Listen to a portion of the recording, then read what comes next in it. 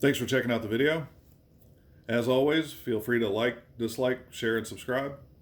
If you have any questions or comments, please leave them below, and I'll be happy to get back to you as soon as I can. If you like the video, go ahead and hit the thumbs up, hit the bell to get notified of other firearm and firearm accessory related videos. I plan on adding some content featuring some pretty rare firearms that you might like, so make sure you get notified. If you didn't like the content in the video, please leave a comment letting us know why and what we can do to improve on. In this video, I'm just going to do a quick optics swap. I hope you find it, at the very least, a little informative or entertaining, or maybe a little bit of both. So a little breakdown. I've got a 8.2 inch barreled AR-15 SBR chambered in 300 blackout. It's set up with a Leupold 3-9x40 VXR scope and a Burris FastFire 2 on a 45-degree angled mount. It's a bit of a Franken gun, so I can't just say it's a Noveske or LMT, but if you're interested in a full breakdown of all the parts used on this AR build or want to see some range clips, just let me know. I put this one together a few years ago and wanted to set it up a little different than some of my other ARs, one being the addition of the Red Dot on an angled mount. So I chose the Daniel Defense 45-degree mount, added the Burris FastFire 2, and it's been a really good sight. I do like it, a lot, but I have had a couple of instances where I would have liked the dot to have been a little brighter, and this particular model has the automatic brightness system that you can't manually adjust. So earlier in the year, I started doing some research, and after seeing some demos and looking at a bunch of reviews that seem to speak pretty highly of it, I decided to go with the Vortex Venom 3 MOA Red Dot. I've been happy with other Vortex optics that I own, so I didn't really have any reservations about purchasing this one, and figured if it doesn't fit the profile I'm looking for, I can always swap it onto something else. So Cyber Monday was just a couple of weeks ago, and figured we'd go ahead and give it a try. I haven't opened the box yet, as you can see, so I'm going to go ahead and do that now. I'm going to go ahead and read the instructions and see if there are any tools or plates or anything else I need to mount this Red Dot. If so, the rest of this video is going to be put on hold until obviously the other parts get delivered. So anyway, I'm not going to bore you with any of that. I'm just going to stop filming and restart when we're ready to proceed. As far as I know, everything in this box should be everything that I need to get it mounted. I know that I'm going to need a large screwdriver to loosen the screw on this base, and judging by the picture, I would assume that I'm going to need a large flathead screwdriver to tighten the mount that appears to be included in this kit. Obviously it says Picatinny rail mount installation kit. Comes with a hard rubber cover, adjustment tool, microfiber lens cloth, and a CR 1632 battery. So thanks for sticking around so far, and I'll be back in a minute to see if we can get this thing mounted up. And welcome back. Thanks for sticking around to the second part of the video.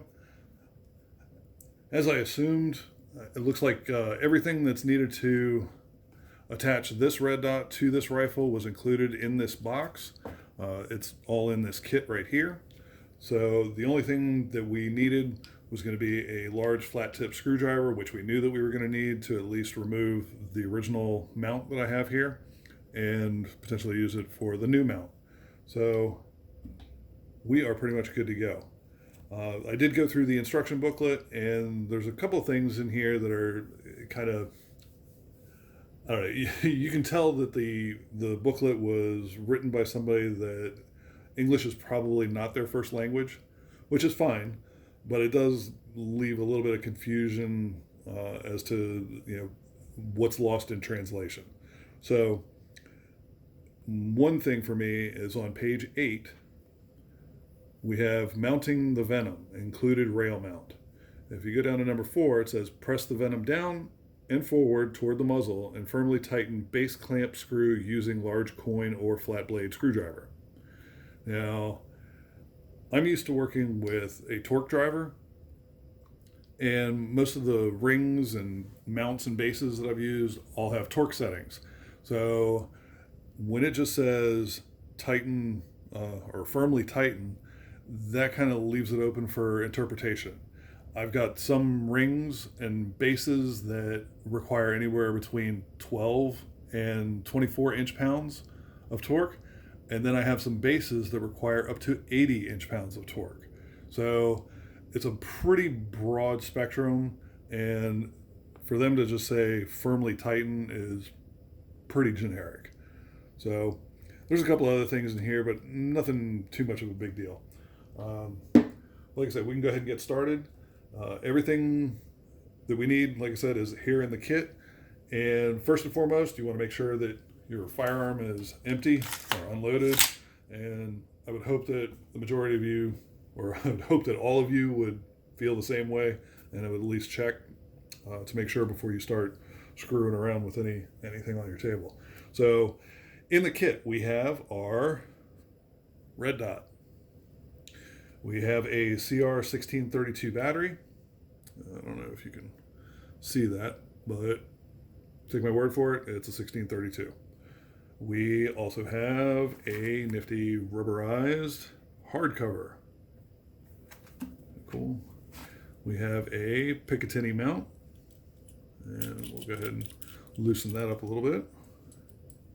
It comes with 3 screws, and if you look at the mount, it looks like we only need 2, so I'm assuming that they supply you a third, just in case you lose one or if you screw up the threads.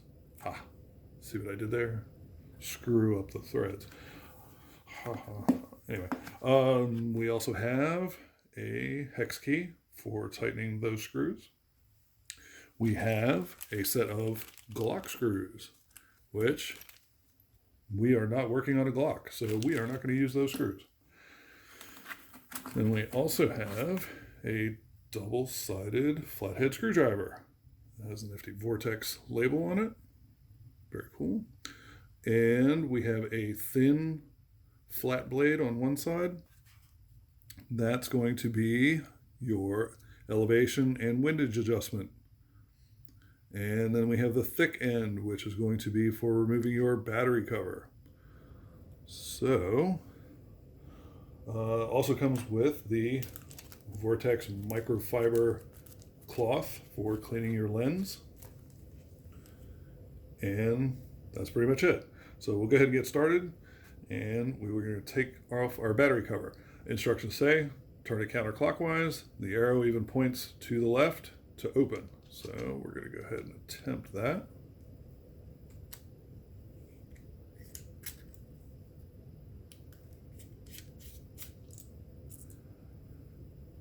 Cool. And if you look inside the cover, you can see, hopefully you can see, there is a rubberized gasket in there, and that's to help keep out moisture or humidity. But they do mention something about waterproof in the booklet, but they don't say it's waterproof to 10 meters or anything like that. So I personally probably would not submerge this optic. It would probably fail. So that's more of like a water resistant feature, I guess. So we're going to go ahead and we're going to wipe off our battery. Make sure that or try to remove any oil, grease, fingerprints, etc. And we're going to drop that into place. Make sure that the letters face up. And then we're going to drop our cover on top. And let's see if we can start this. Probably not. All right. I have heard that this can be a pain sometimes, so bear with me.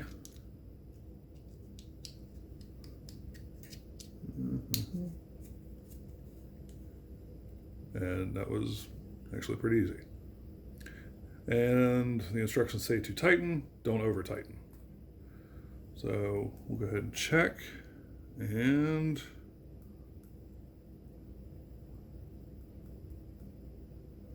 yep, we have a red dot inside. So we're good to go there. And now we're going to go ahead and turn it off. To turn off this optic, you're going to hold the down arrow for about 5 seconds, and that'll shut it off. If you want to turn it back on, you can either hit the down arrow or the up arrow, and that will re-illuminate it. If you want to set this for the auto dimming feature or auto brightness feature, you can hit the up arrow, and if it flashes 3 times, it's set in the auto mode, and if it flashes 2 times, it's in the manual mode. I'm going to leave it in the manual mode because, like I said, I wasn't too happy with the auto mode on this optic, so we're going to do that.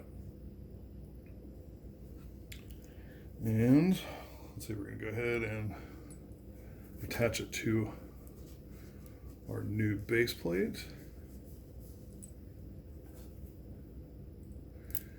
And you can see that this plate has 4 indexing pins on each corner that correlate with the divots that are in the bottom of the red dot. So we're going to go ahead and drop that into place. And you can feel that the red dot actually moves a little bit on those pins. So we're going to take these screws and just drop them into the red dot.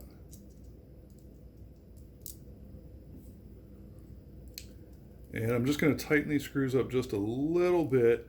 I'm not really actually tightening them, I'm just kind of seating them. So the red dot is actually still loose. And then we're going to go ahead and remove our original optic.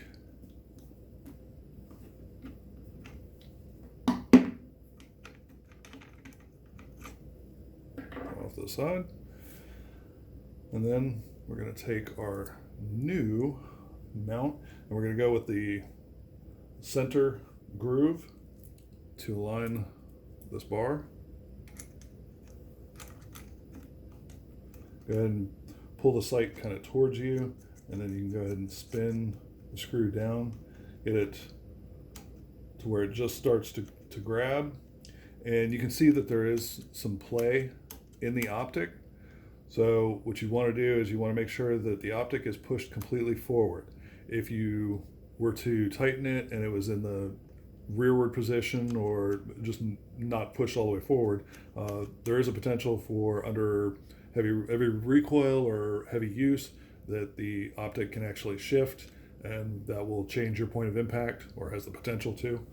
So recommended to go ahead and push it forward, keep it nice and tight, and then we're going to take our screwdriver or our torque driver, and like I said, it's set at 28 inch-pounds, and we're going to go ahead and turn it until it clicks. And then what I generally do is I generally back it off, and then I'll tighten it again. It clicks, and then I'll do it one more time. Go ahead and back it off, and then we'll tighten it one more time till it clicks, and then we'll go ahead and torque it down with a couple more clicks, and that should be good. We're done with that, and I don't know if you can see it, but there's still a little bit of play in the optic itself. So the reason I didn't tighten those screws down is because this is going to give me a little bit more of a stable platform to actually tighten these screws. So just like the base, we're going to push forward on it. And we're going to go ahead and tighten these screws a little bit.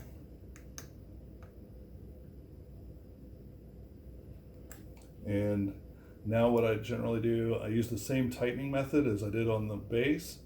We're going to loosen it up as putting forward pressure on it, and then we're going to go ahead and tighten, back it off, tighten, back it off, tighten one more, and then we're just going to snug it up. That one's good, and then we will do the same with the other screw. Back it off, tighten, back it off, tighten, tighten, and then snug. And that is pretty much it. So we can put that away, put this away.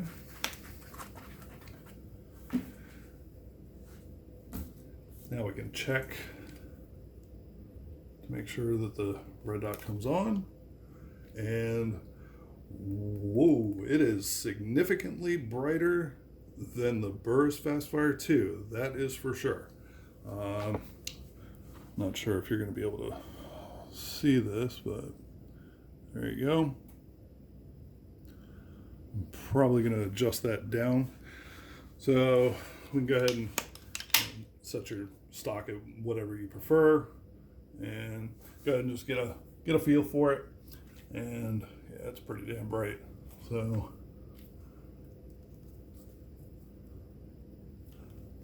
yeah, I think that'll work out nicely. Very much looking forward to taking it out to the range. Like I said, I've been kind of eyeballing this one for a while, so I was happy to stumble across it on Cyber Monday. So I think that's pretty much it for mounting. As for the instruction manual, like I said, the O-ring sealed for waterproof performance. How waterproof? I have no idea. And let's see. Protective cover. Basically, when you're using it, you want to remove the cover. Doesn't take a genius to figure that out. Powering up. Like I said, you can use either button to turn it on.